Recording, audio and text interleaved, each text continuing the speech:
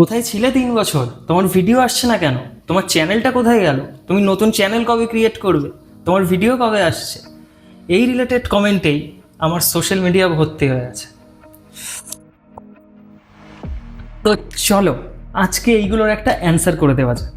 Last 3 বছর আগে আমার সোশ্যাল মিডিয়াতে একটা ভিডিও আপলোড করেছিলাম, আমার বার্থডের ভ্লগ।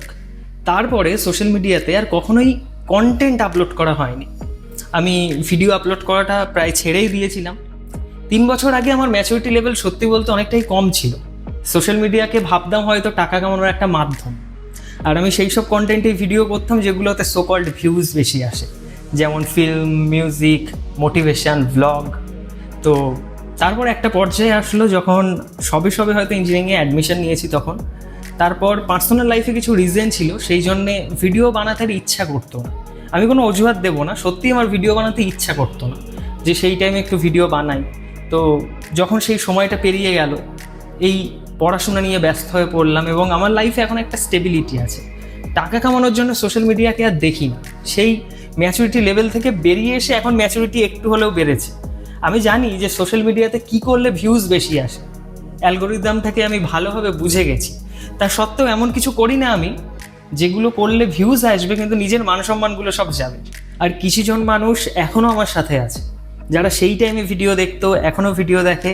তাদের কমেন্টস, ডিএম আমি এখনও পাই, তাদেরকে স্যালিউট।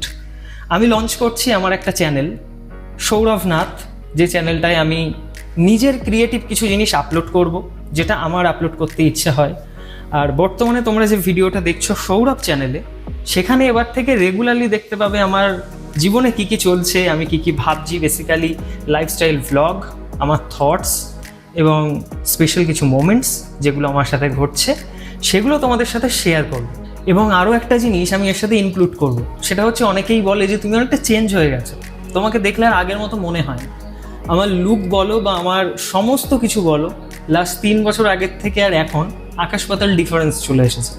আর আমি মানুষ হিসাবে অনেকটা চেঞ্জ হয়ে গেছি, ম্যাচুরিটিও অনেকটা আমার চেঞ্জ হয়ে গেছে। সেই দিনকার আমার ভাবনা চিন্তা আর আজকের ভাবনা চিন্তার মধ্যে অনেকটা ডিফারেন্স আছে। সেই মানুষটা আজকের দিনে দাঁড়িয়ে আর আমি নই।